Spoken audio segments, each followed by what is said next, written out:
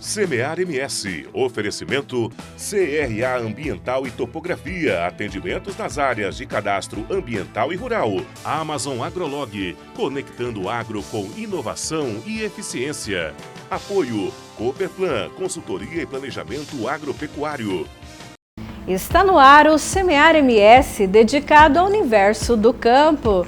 No programa de hoje você confere: Sistema Diamantino, desenvolvido para renovar pastagens degradadas, combina correção do solo e consórcio de sorgo biomassa com forrageiras, gerando alta produção de silagens e pastagens produtivas em até 60 dias.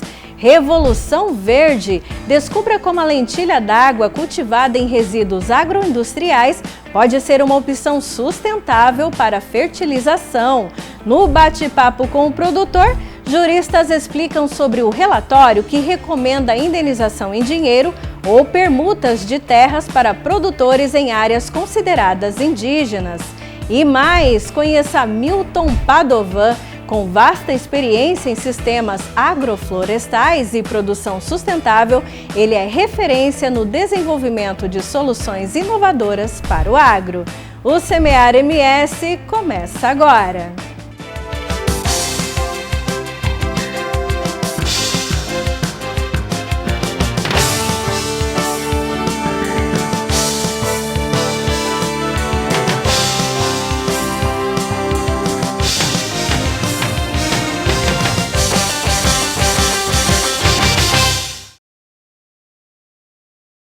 Mato Grosso do Sul possui 4,7 milhões de hectares de pastagens degradadas, que representam um enorme potencial para a ampliação da produção agrícola. O Sistema Diamantino, uma solução inovadora, surge como uma poderosa ferramenta para transformar essas áreas improdutivas em terras altamente produtivas. Uma estratégia sustentável, econômica e extremamente eficaz na recuperação do solo. Os pesquisadores da Embrapa GC Secom e Marciana Rettori, em parceria com a Latina Seeds, desenvolveram um sistema diamantino, que consiste no consórcio de sorgo biomassa com forrageiras perenes, como os capins BRS Zuri e Marandu. A tecnologia permite uma ou duas colheitas, gerando silagem para alimentação animal e, em poucos meses, pastagens renovadas, com alto potencial de lotação e produtividade. Importante que seja no período das chuvas, porque a pastagem velha ela tem baixa fertilidade e nós precisamos corrigir a acidez com calcário. Esse período inicial com chuva, a reação é mais rápida do calcário para trazer a condição de solo adequada para o crescimento, tanto do sorgo quanto da nova pastagem. O sorgo é mais adequado porque até a atualização da fertilidade do solo, o sorgo suporta essa baixa fertilidade inicial, diferente se fosse milho. Então ele pega todo esse período de chuva, de sol, luz, e que ele responde a essas condições. Então por isso que ele se adequa muito bem no início do período chuvoso. Ele aproveita as condições ambientais oferecidas pelo local. O sistema diamantino é uma solução acessível para o produtor rural. Além de corrigir o solo, ele potencializa a produção e traz um retorno econômico significativo, sem a necessidade de expandir áreas. Quando nós formos fazer a análise econômica, se nós fizermos uma renovação de pastagem exclusivamente com pastagem, beleza, é bom, é positivo. Mas quando nós inserimos o sorgo, a produção de silagem, de forragem, que vai ser feita a silagem, é muito grande, 50, 60 toneladas. E nós utilizando esta pastagem para a reforma da pastagem velha e o sorgo para a produção de silagem, ela vai servir para alimentar o gado ou ser vendida, e aí é comércio. Nós temos uma relação assim de 4 vezes mais barato renovar uma pastagem com o sistema diamantino do que uma pastagem exclusiva. Nos trabalhos que a gente fez, análise econômica que fizemos, com 3 meses e meio, o sistema diamantino entrega a pastagem liquidada financeiramente. A renovação exclusiva, nós demoramos 1 ano para reaver o investimento colocado no sistema. O sistema permite uma ou duas colheitas, gerando volume significativo de forragem para a produção de silagem, que pode ser utilizada para alimentação animal na propriedade ou comercialização. Após a colheita, entre 45 e 60 dias, a pastagem está renovada, com alto potencial de lotação e produtividade. A tecnologia já foi testada com sucesso em propriedades da região, como no sítio Cantinho do Céu, em Jataí. Lá, a produtividade média das vacas leiteiras saltou de 7,4 para 13 litros por dia após a implementação do sistema. Então, desde o momento da implantação do sistema, ele teve um acompanhamento técnico. No momento de aplicação de inseticida, ou do nitrogênio em cobertura, tudo foi acompanhado. E ele também teve apoio de outros parceiros, quando ele precisou fazer o corte para a silagem, a compactação do silo. Então, esses dois fatores foram os principais para ele ter sucesso no sistema. O diferencial do sistema Diamantino é a produção de forragem de alta qualidade durante a seca, ao mesmo tempo em que recupera a pastagem. Isso traz segurança alimentar para os rebanhos e estabilidade para o produtor. O sorgo biomassa, a silagem dele é um pouco diferente do que nós estamos acostumados quando a gente trabalha com silagem de milho ou silagem de sorgo forrageiro. Nós precisamos ter a composição química dessa silagem para ajustar a dieta dos animais. Porque o sorgo biomassa, como ele cresce muito, ele deposita muita fibra no colmo. Então, os teores de fibra da silagem serão mais elevados do que numa silagem de milho ou de sorgo forrageiro. Além disso, o sorgo biomassa, num primeiro corte, ele não vai ter a produção de grãos. Então, o teor de energia dessa silagem também vai ser um pouco mais baixo. Por isso, o produtor precisa estar ciente da composição dessa silagem para depois fazer os ajustes na dieta via alguma ração, algum farelo para suplementar e equilibrar essa falta de energia e excesso de fibra. Após 4 anos de estudo, o sistema Diamantino foi lançado oficialmente este mês, consolidado pela publicação da Circular Técnica 56. A expectativa é que ele seja amplamente adotado por pecuaristas, ampliando a sustentabilidade no campo. A expectativa agora dos próximos projetos é nós identificarmos as regiões onde seria mais oportuno fazer um corte ou 2 cortes do sorgo para silagem e ter a pastagem renovada. Então, os próximos passos vão nessa linha. O pagamento da contribuição sindical rural ainda é facultativo? Essas e outras perguntas podem ser enviadas no contato que aparece aqui na tela. E quem explica pra gente é o advogado Joderli Dias, do Prado Júnior, no quadro Direito e Agronegócio.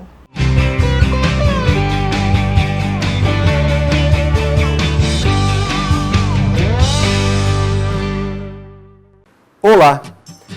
Até a reforma trabalhista ocorrida em 2017, o produtor rural era obrigado ao pagamento da contribuição sindical rural. A partir da reforma trabalhista, o produtor rural não tem mais essa obrigatoriedade. Ele tem a faculdade de pagar ou não a contribuição sindical rural.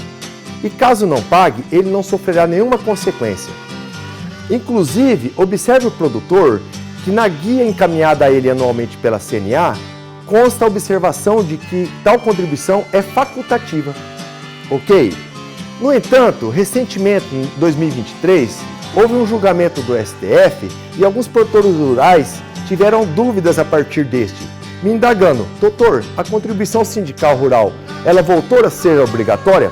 Não, ela continua facultativa, até porque esse julgamento do STF, ele teve como objeto a contribuição assistencial do sindicato rural, e não a contribuição sindical rural, ok?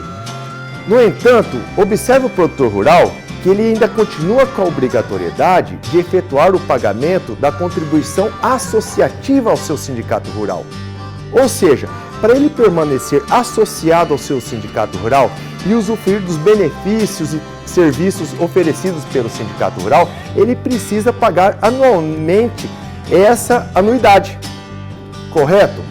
Então observe, produtor rural, você não precisa efetuar o pagamento da contribuição sindical rural, mas tem que efetuar o pagamento da contribuição associativa ao seu sindicato rural. Por exemplo, quais são os benefícios que o sindicato pode oferecer? Costumeiramente, é um atendimento ao produtor rural. Também, por exemplo, o Sindicato Rural de Dourados, ele fez convênios com o comércio local, onde o associado tem alguns benefícios de descontos junto ao comércio local. Ok? Então observe o produtor rural. Contribuição sindical não é obrigatória, é facultativa. Contribuição associativa ao seu sindicato é obrigatória, enquanto o produtor rural quiser permanecer associado ao seu sindicato. Tudo bem? Por hoje é só. Até mais. No próximo bloco, você confere. Revolução Verde, lentilha d'água cultivada em resíduos agroindustriais, se destaca como biofertilizante. No quadro Paixão pelo Agro, conheça Milton Padovan, com vasta experiência em sistemas agroflorestais e produção sustentável. Ele é referência no desenvolvimento de soluções inovadoras para o agro. O Semear MS volta já!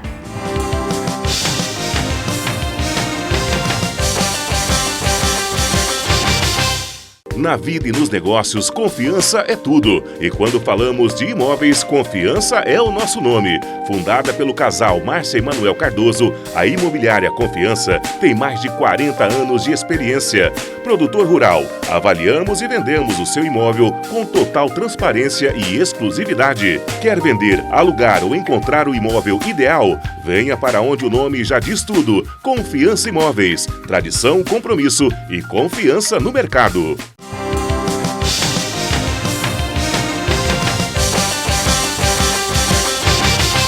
Estamos de volta para falar sobre sustentabilidade.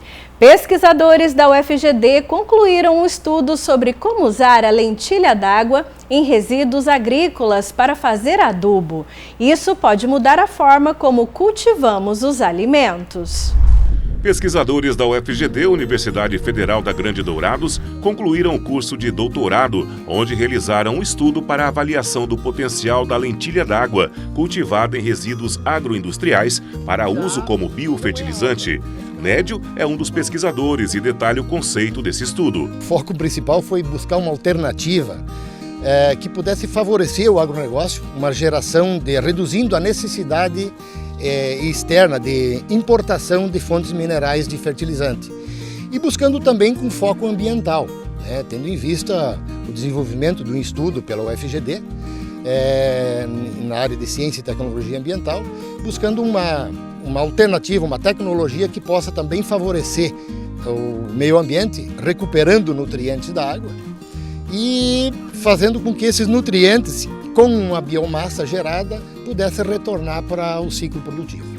A planta aquática utilizada é uma espécie que pode ser cultivada em vários tipos de águas residuais. Apresenta alta taxa de geração de biomassa, podendo dobrar a população a cada 24 a 48 horas.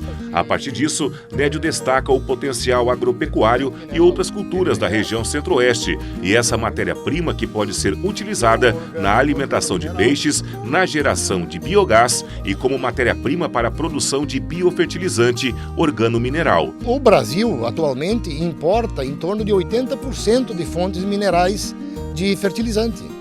Então, nós temos uma dependência externa de fertilizante e o país é uma locomotiva no agronegócio, cada 5 pratos de alimento produzido no mundo, um sai do Brasil. E nós temos esse ponto fraco, esse elo fraco na questão de fornecimento de fertilizantes. Portanto, a produção dela, você não usa fertilizantes, usa os resíduos, gera biomassa com possibilidades, de acordo com os testes que a gente realizou na cultura que foi utilizada como modelo de pesquisa, com a possibilidade de ter um aumento da fertilidade do solo e, consequentemente, aumentando a produção agrícola. Nos ensaios experimentais que foram realizados, os cultivos que receberam adubação com a planta apresentaram um aumento de massa seca em relação às plantas que foram adubadas somente com NPK, ou seja, fertilizantes com nitrogênio, fósforo e potássio. A gente substituiu 20% de um fertilizante, uma fórmula comercial, NPK, pela farinha de lêmina, pela biomassa elaborada no cultivo da lêmina. E em testes de cultivo, a cultura que foi testada, ela apresentou 35% a mais de biomassa seca em relação ao cultivo só com NPK. Portanto, aí ficou caracterizado que ela exerce sim uma boa função como até condicionador de solo, processo biológico, devido à quantidade de micro-organismos que também contém na raiz da planta, e a própria biomassa da planta é uma fonte de carbono. O experimento está sendo utilizado, inclusive, em um frigorífico no estado do Paraná, com supervisão do pesquisador e do sócio proprietário da empresa, que mostra os resultados do trabalho. Isso aqui é retirado diariamente, né? Uma biomassa, vocês podem perceber essa biomassa, né? E essa biomassa nós usamos então na plantação de eucaliptos. Aqui assim, isso serve como adubo. Todo o estudo do curso de doutorado foi realizado com apoio da Fundect, Fundação de Apoio à Ciência e Tecnologia do Estado de Mato Grosso do Sul. Um pesquisador dedicado à sustentabilidade e inovação no campo, com mais de 40 anos de trajetória na agroecologia. Conheça Milton Padovan, referência em sistemas agroflorestais e práticas agrícolas sustentáveis, no quadro Paixão pelo Agro.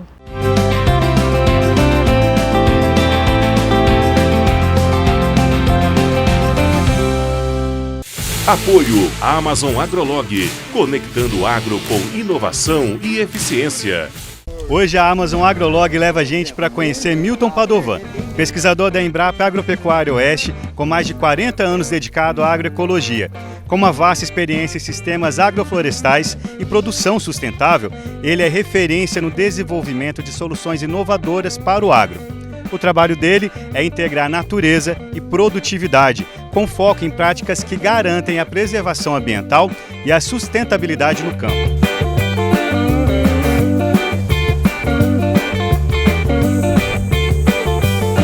Nascido em São Paulo, ele veio com a família para o município de Angélica, no Mato Grosso do Sul, com pouco mais de 2 anos de idade. Foi lá que ele cresceu, ajudando a família na lida no campo, o que despertou o sonho de cursar agronomia.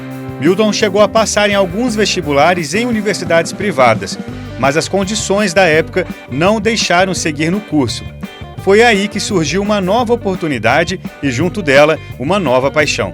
Eu vi a possibilidade de cursar biologia, que tinha uma interface com aquilo que eu fazia e já um processo que me despertava, e eu já vinha atuando, que era alguns processos de base agroecológica. Então a faculdade de biologia me daria conhecimentos para eu ajudar a compor esses processos. Então eu cursei a biologia, depois fiz uma pós-graduação em nível de especialização. Alguns anos depois cursei mestrado e doutorado em agronomia com ênfase em ciência do solo e buscando enfoques agroecológicos para eu fortalecer essa formação em agroecologia e sistemas agroflorestais. Ao longo de sua carreira, ele tem se destacado na defesa da integração sustentável entre produção agrícola e preservação ambiental, área que tem apresentado cada vez mais importância no desenvolvimento do campo. Tem que haver essa integração porque cada vez mais nós estamos vivendo mudanças climáticas fortes e nós precisamos de sistemas que tenham capacidade de resistir às adversidades climáticas. Então, na agroecologia, nós trabalhamos com sistemas biodiversos, que são exatamente sistemas que têm uma boa capacidade de prover serviços ambientais. Em 2016, Milton Padovan apresentou uma pesquisa apontando os desafios dos sistemas agroflorestais, destacando a falta de mão de obra qualificada e a ausência de compensação por serviços ambientais em integração lavoura-pecuária-floresta. Nas agroflorestas biodiversas, apontou a demora do retorno financeiro e a falta de assistência técnica como obstáculos.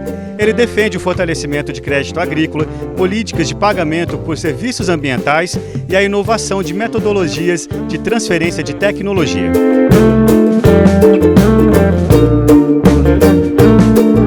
Na realidade, é uma carência muito grande de incentivos, porque esses agricultores eles provêm para a sociedade vários serviços ambientais, né, que beneficiam toda a sociedade e também produzem uma diversidade de produtos para atender os mercados locais. Então há necessidade de incentivos de governos federal, estaduais e municipais, para que esses agricultores sejam estimulados a fazer algo diferente e beneficiar mais a sociedade. O pesquisador vê a área agroecológica com grandes perspectivas para o futuro, com inúmeros benefícios para a sociedade. Entretanto, é necessário enfrentar alguns desafios, entre eles o clima. São estiagens muito longas, temperaturas muito altas, às vezes, dependendo do lugar, muito frio. Em outras situações também chuvas muito intensas num curto espaço de tempo, e os sistemas agrícolas sofrem muito com essas ocorrências climáticas. Então nós precisamos de sistemas que tenham uma alta capacidade de resistir a essas adversidades.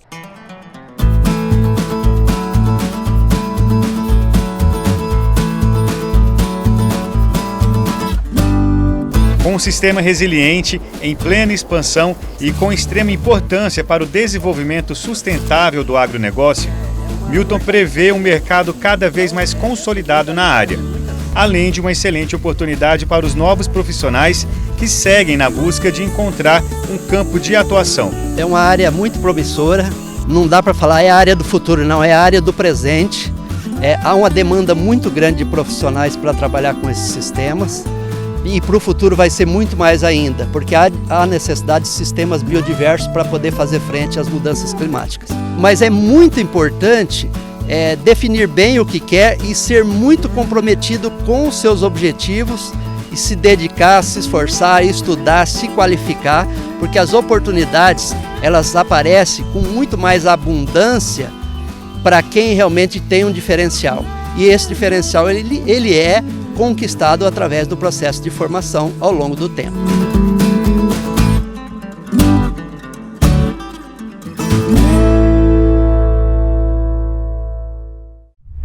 No próximo bloco tem bate-papo com o produtor. Juristas explicam sobre o relatório que prevê soluções para conflitos de terras em áreas de Dourados. O Semear MS volta já.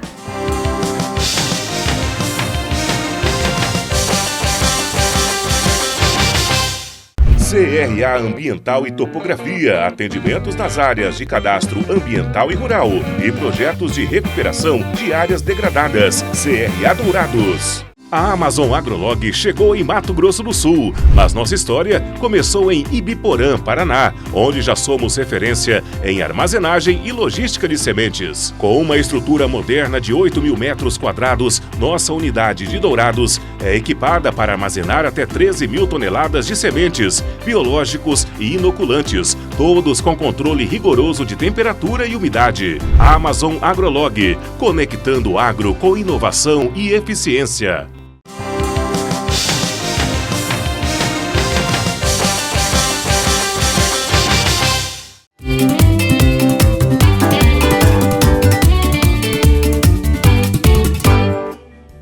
Olá, seja bem-vindo ao bate-papo com o produtor. O tema de hoje é mediação de conflitos indígenas em Dourados. O que diz o relatório da Frente Parlamentar Municipal? Para discutir esse assunto, nós convidamos duas autoridades no assunto.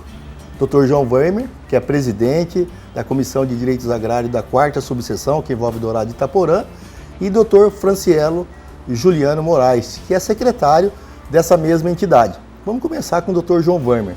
Dr. João Wermer, poderia falar um pouco para nós o que é essa comissão, que é essa frente parlamentar, como foi o trabalho e quais resultados chegou? Ângelo, muito obrigado pela pergunta. É um prazer estar aqui com você de novo no Semear MS.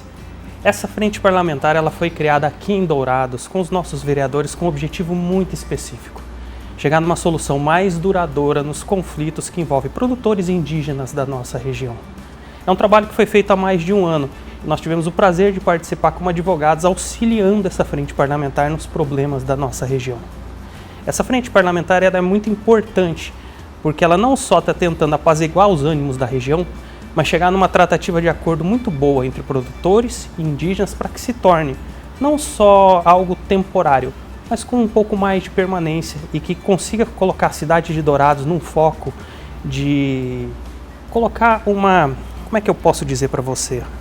Consiga colocar Dourados como uma cidade onde tem uma jurisprudência que pode ser usada e utilizada em outros locais de conflito. É legal, é interessante, doutor João. porque Dourados é notícia nacional por muitas questões. E uma das questões que é notícia nacional é a questão indígena, né? Doutor Franciello, com relação a essa comissão que o doutor João Wermer falou de uma forma generalista, quais conclusões que essa comissão chegou e como que está acontecendo essa mediação entre indígenas e produtores rurais? Essa questão fundiária, né, ela é muito complexa por si só. Então, realmente, um dos grandes desafios é essa questão de construção desse diálogo e manter essa conversa de forma pacífica, ordeira, para chegar num bom termo que seja justo para produtores e para indígenas. Então, no decorrer desse período da frente parlamentar, foi importante porque ela jogou luz, ela trouxe esse problema novamente para a mídia e deu a ele a importância que é devida. E a partir disso daí, trouxe a inclusão também, né, de uma frente parlamentar na Assembleia Legislativa do MS. Né? Então, para poder auxiliar e ter mais voz nessas soluções aí, nesses acordos que estão sendo buscados. Então, uma das grandes conclusões que foi chegado, ao meu ver, é que sim, há possibilidade de chegar a bom termo isso daí.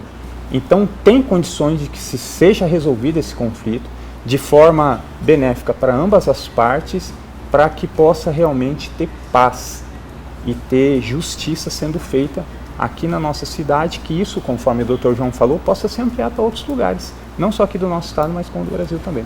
Ele deu um ponto muito interessante, que é o seguinte: ao longo desse último ano de trabalho da Frente Parlamentar, nós conseguimos algo que não é fácil de conseguir nessas regiões de conflito. Nós procuramos praticamente todas as entidades envolvidas e todas as partes envolvidas. Então nós dialogamos com produtores, com comunidade indígena, com o Ministério Público, com o INCRA, com o governo federal, com o governo estadual, enfim, executivo, legislativo e judiciário, com o objetivo de tentar formular um acordo para resolver este conflito. Então, tanto a comunidade indígena quanto os produtores, eles foram chamados para uma mesa de negociação, foram ouvidos os apelos de ambas as partes para começar a se pensar a formular um acordo. Então, este ponto, a Câmara Municipal, os nossos vereadores tiveram um papel fundamental muito importante, porque eles representam a população. Eles foram ouvir a população, foram ouvir não só as famílias envolvidas, mas também os advogados com seus anseios e problemas jurídicos, o Ministério Público, entidades. Então, todo mundo sentou na mesa de negociação para chegar nesse relatório final. Esse relatório, provavelmente, ele deve ter apresentado várias recomendações aí nessa assertiva aí. Essas recomendações, elas são passadas para as partes, e como chega nas partes essas recomendações para a mediação dos conflitos?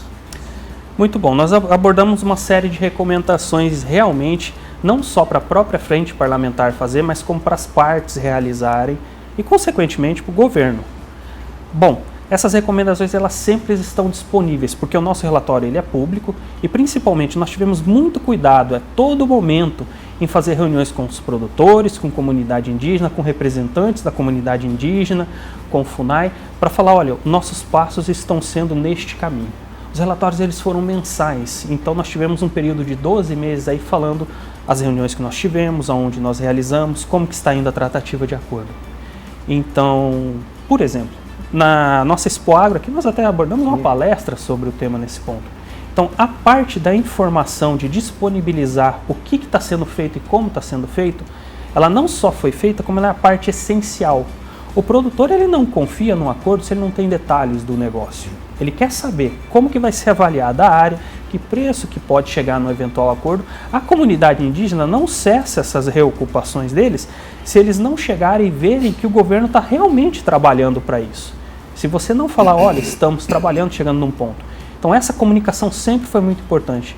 Tanto eu quanto o Dr. Franciello, nós dedicamos muito tempo com relação a isso, e ela foi feita de uma forma que você não vê, pelo menos nesse último ano, conflitos na nossa região aqui na aldeia. Parou.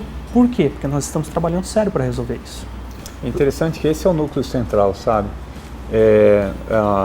De essa informação não só ser construída por ambas as mãos, mas ser publicada e deixada de forma bem clara. Porque antigamente, antes até mesmo da frente parlamentar, haviam informações desencontradas entre ambas as partes, o que prejudicava essa mediação. Então, hoje, como ambos estão construindo isso junto, né, então a capacidade de se chegar de uma maneira uniforme, benéfica para ambos os lados, né, e realmente isso é a justiça, tem sido muito relevante essa publicação. Então, vai ser apresentado, foi apresentado de forma escrita esse relatório, depois vai ser apresentado de forma oral, aberto a todos, e a comunidade indígena tem participado através de seus representantes em todo esse processo de construção, através de inúmeras reuniões, né, através de inúmeros encontros. Então, várias vezes a Frente Parlamentar foi também na comunidade indígena para estar aberta ali a perguntas, a questionamentos. Então, essa realmente é uma das partes mais interessantes que tem nessa construção. Seguindo nesse raciocínio, doutor Francielo, como que essas ações elas vão ser discutidas, vão ser apresentadas? Isso é interessante, sair da comissão lá da Câmara dos Vereadores e ir até, em loco, até a comunidade indígena. Mas qual a garantia que essas ações, que esse relatório vai ser implementado? Sim, isso daí é um dos pontos chaves e é um dos pontos que mais temos trabalhado, né, no decorrer desse tempo. A implementação disso daí, primeiro nós precisamos chegar nesse acordo. Então, esse acordo ainda está sendo construído, né, conforme mencionado antes, já foram trabalhadas em diversas frentes, né. Uma frente seria de permuta diária, outra frente de indenização, e nessas frentes de indenizações teriam algumas possibilidades dentro dela. Então, inicialmente, qual é o acordo que será feito? A partir do momento que esse acordo é feito, e daí, conforme mencionado antes também, né, vai ser levado para ser chancelado no STF, isso daí se torna imutável, né? Então, a partir desse momento, nós temos uma garantia jurídica de que aquilo ali realmente vai ser implementado e vai ser feito nas mais diversas formas, tanto para os produtores quanto para os indígenas. Então, Ângelo, essa garantia de que isso vai ser realizado depende do fechamento desse acordo e da homologação desse acordo junto ao nosso maior órgão do judiciário, que é o STF. Então, a nossa confiança é que todos esses caminhos, essas pontes já foram construídas. Então, agora só falta finalizar esse acordo para que isso daí realmente possa dar bons frutos, porque a cidade de Dourados, ela vai se beneficiar de muitas formas a respeito desse acordo, porque fora os produtores e os indígenas que são os envolvidos direto, de forma indireta esse conflito gera muitos prejuízos. Traz muitas complicações para a nossa cidade, para a nossa região, né? Então esse acordo também vai trazer muitos benefícios e vai trazer paz, né? Doutor Francielo, pelo que eu observei, tem muitas soluções já dentro desse relatório, dentro desse ano que o doutor João Fermi falou. O senhor acredita que as soluções apresentadas nesse relatório, ela pode ser aguardada para médio e longo prazo, ou essa comissão tem que sempre estar discutindo os problemas que acontecem entre o litígio aí, vamos chamar assim, entre os indígenas e os produtores rurais? Olha, eu acredito realmente que vai vir uma solução que se iniciou com essa frente parlamentar, mas realmente ela começou uma caminhada, ela começou uma jornada que precisa ainda de muitas efetivações, mas ela deu um primeiro e grande passo em direção a isso daí. Então, até mesmo em conversa com os vereadores da frente parlamentar, né, eles falaram da necessidade realmente da continuação, né, mesmo que de forma não direta através da frente, mas pelo empenho da Câmara em torno disso daí, e também, né, nós como representantes dos produtores, as entidades que representam os indígenas e as entidades públicas também, né, tal como o MPF, né, o Ministério Público Federal. O relatório, esse ano que foi feito, provavelmente ele apresentou N soluções aí, mas tem algum assunto específico dentro desse relatório que ele precisa ser aprofundado, ou todos os assuntos foram abordados e está, diríamos assim, satisfatória para o momento? Como eu falei no início, esse relatório ele visava dar uma solução permanente aqui nessas áreas em conflito e nós chegamos a várias possibilidades de acordo. Essas duas possibilidades, permuta e aquisição direta, a indenização das propriedades, foram as que nós mais obtivemos sucesso. Elas nunca foram as únicas, mas elas avançaram a tal ponto que agora nós precisamos, para dar continuidade nisso, de algumas questões mais técnicas, como, por exemplo, uma avaliação do INCRA. Nós tivemos a avaliação dos produtores e agora aguardamos uma avaliação do INCRA, que já está realizando esse serviço. Então, a hora que nós chegarmos no consenso disso aí, é sentar com os produtores, conversar, falar, olha, sua área pode ser adquirida, permutada, indenizada, portanto, e a comunidade indígena fala, olha, pode vir tanta verba para infraestrutura para você nesse ponto. Então, o que nós precisamos focar agora, nesse próximo ano, assim que terminar a campanha eleitoral, daqui para frente, nós precisamos focar em consolidar tudo isso que nós colocamos dentro do relatório. Ou seja, apresentamos várias formas de possibilidade de negociação de acordo, nós temos que escolher uma delas, a qual for mais efetiva e, principalmente, a qual delas vai ser um molde, não só para a nossa região de Dourados, mas para as outras regiões do Mato Grosso do Sul e do Brasil inteiro. Então, esse vai ser o nosso trabalho a partir desse momento. Nós estamos iniciando uma caminhada que, como o Dr. Francielo bem mencionou, caminhou muito. Eu costumo dizer para o pessoal que conversa comigo que eu estou há 16 anos na advocacia. E nesses 16 anos, praticamente toda a minha caminhada de advocacia inteira, eu tive processos que envolvem problema da comunidade indígena. Então aí você pode colocar aí 16 anos vendo como que o conflito indígena, em prováveis soluções, passa governo, esquerda, direita, centro, entra no poder. Então, esse ponto, nós chegamos a uma solução que em um ano caminhou melhor que nos outros 15. Então o trabalho que foi feito para a resolução permanente foi melhor que todos os anos que eu tenho de advocacia nessa área. E nós pode ter certeza, Ângelo, que a partir daqui para frente nós vamos chegar para consolidar o trabalho que foi feito nesse último ano. Então essa vai ser a nossa missão, esse é o trabalho da Frente Parlamentar e há uma expectativa de produtores, de comunidade indígena e do próprio judiciário. E quando eu falo judiciário, do próprio STF, que esse acordo se consolide. Que se nós encontrarmos uma solução definitiva para esse problema aqui na nossa região, reitero, pode ser utilizado em outras regiões do nosso país e será utilizado em outras regiões do nosso país. Dr. Francielo, diante de todo esse relatório aí, o que os governos municipal, estadual e federal podem fazer para acelerar esse processo aí e para dar para a população de modo geral, olha, os conflitos estão sendo mediados, estão sendo resolvidos e cada parte, principalmente agora os governos estadual e federal, estão fazendo essa parte também. É bacana porque tem várias formas que eles podem colaborar com essa efetivação, mas eu acredito que tudo começa com o empenho, né, de colocar realmente pessoas ali, em qualquer que seja das esferas, para poder lidar de forma direta e atuar em prol dessa resolução, Ângelo. Então, nós sabemos que tem aí um capital político envolvido, né, para ambas as esferas governamentais, mas é importante querer resolver isso daí e se empenhar para resolver isso daí e entre eles também haver essa mediação, essas pontes construídas, porque nós nos deparamos há pouco tempo atrás com as diferenças entre o município, o estado e a União. Então ambas não se conversavam e não chegavam, né, a realmente um acordo entre eles. Então precisa desse esforço do governo e nós estamos vendo de forma muito clara que está havendo isso daí.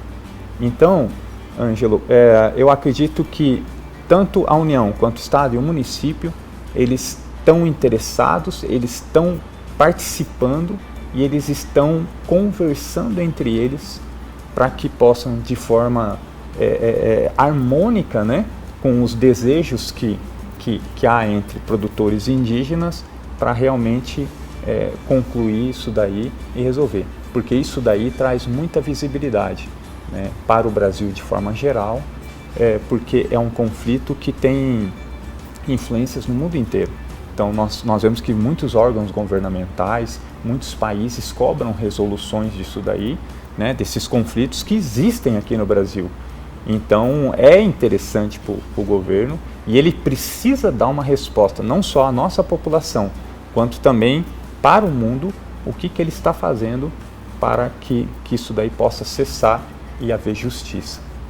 Quero agradecer a presença de cada um de vocês nesse quadro, que é a voz do produtor rural, no programa Semear MS. Com certeza esse assunto vai ser retomado e espero revê-los em outras oportunidades. O bate-papo com o produtor vai ficando por aqui. Nosso programa retorna na semana que vem. Até lá! O Semear MS de hoje fica por aqui, mas você também pode nos acompanhar nas nossas redes sociais. A gente se vê no próximo programa. Até lá!